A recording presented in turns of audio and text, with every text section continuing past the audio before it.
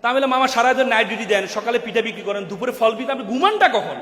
যে মামা আমার ছেলেটা এসিতে প্লাস পেয়েছে, আমার ছেলেকে আমি এই কোচিংয়ে ভর্তি করতে 20-30 হাজার টাকা লাগবে, এই জন্য আমি একটু কষ্ট করছি। আর আমি আমার ছেলে ঢাকা মেডিকেল ট্রান্সফার, আমি চাকরি ছেড়ে দিব, রাতে ঘুমাইতে পারি, চাকরি আমি করবো না। পরে আমি ওনাকে নিয়ে রেটিনা নিয়ে গেলাম। রেটিনা নিয়ে, তখন আমি রেটিনার ইংলিশ টিচার ছিলাম, আমি রেটিনা নিয়ে ওনাকে ছাড়ের ব্যবস্থা করে দিলাম। ছাড়ের ব্যবস্থা করার পর কিছুদিন পরে মামা আমার রুমে মিষ্টি নিয়ে আসলো। কি উদ্বেলিত, কি আনন্দিত, কি উদ্ভাসিত, এসে বলে যে মামা আমার ছেলে ঢাকা মেডিকেলে চান্স পেয়েছে। সন্তানের আনন্দে পিতামাতা এত আনন্দিত হতে পারে আমি কখনো দেখি নাই। 6 মাস কি 7 মাস যাওয়ার পর একদিন আমি রাতের 12:30টার দিকে আমি হল থেকে বেরোচ্ছিলাম, ব্যায়াম করব, মল চত্বরে যাব, দেখছি মামা কান্না করছে। আমাকে দেখে তার কান্নাটা আরো বেড়ে যায়।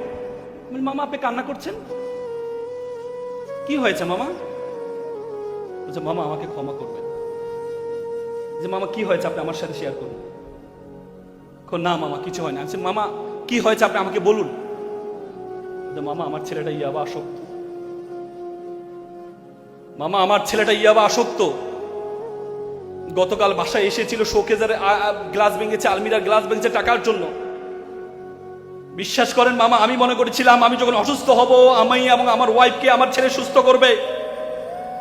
আজকে আমি সুস্থ মানুষকে আমার ছেলে অসুস্থ বানিয়ে দিচ্ছে। এমন অসভ্য ছেলে আমি চাইনি, এমন বর্বর ছেলে আমি চাইনি। আমার ভাইয়ের ছেলে দিনমজুর, সারাদিন এসে রিক্সা চালিয়ে এসে মা বাবার সাথে একসাথে খাওয়া দাওয়া করে। বিশ্বাস করেন মামা, আজকে 3 মাস আমি আমার ছেলেকে দেখি না। আজকে 3 মাস আমি আমার ছেলেকে দেখি না। Due respect to our guardians, এখানে যারা গার্ডিয়ান্স, আপনাকে সম্মান রেখে বলছি, আপনি আপনার ছেলেকে ডাক্তার বানান, ইঞ্জিনিয়ার বানান, কোনো কাজে আসবে না। এই ছেলের মধ্যে যদি ধর্মীয় জ্ঞান না থাকে, এই ছেলে ভয়ঙ্কর আকার ধারণ করবে, ভয়ঙ্কর আকার ধারণ করবে। ধর্ম আপনাকে শিক্ষা দেয়, ওয়াকফিদ লাহুমা জানাউযুল মিনার রহমা ওয়াকুল রব্বির হামহুমা কামা রাব্বায়ানি সগীরা। হে আল্লাহ, আমার মা বাবা আমাকে যেভাবে লালন পালন করেছে, তুমি আমার মা বাবাকে সেভাবে লালন পালন করো। ধর্ম আপনাকে ওয়ালা তাকুল্লাহুমা উফি ওয়ালা তানহারহুমা ওয়াকুল্লাহুমা কাওলান কারীমা। মা বাবার সাথে উফ শব্দ পর্যন্ত ব্যবহার করো না। আল্লাহ রাসূল বলেছে মান লাইসা মাল্লাম ইউরহামা সগীরা ওয়ালাম ইউআক্কিরু কাবীরা, তুমি আমার উম্মত নয় যদি বড়দেরকে শ্রদ্ধা না করো, ছোটদেরকে শ্রদ্ধা না করো। It's religion. Each and every religion আর রেসপেক্ট প্যারেন্টস। অত সৈন্য হোক কিলো কামরু উপরোহিত কপতিগিনী নির্বিষ্টা হদলপাক পিঙ্গ কদলি কুঞ্জ প্রমোদ মাররা। প্রত্যেকটি ধর্ম বলেছেন পিতামাতাকে শ্রদ্ধা করার জন্য। তো সুতরাং আপনি সন্তানকে যা কিছু পড়াবেন ধর্ম শিক্ষা দিতে ভুলে যাবেন না। আমি আর কথা বাড়াবো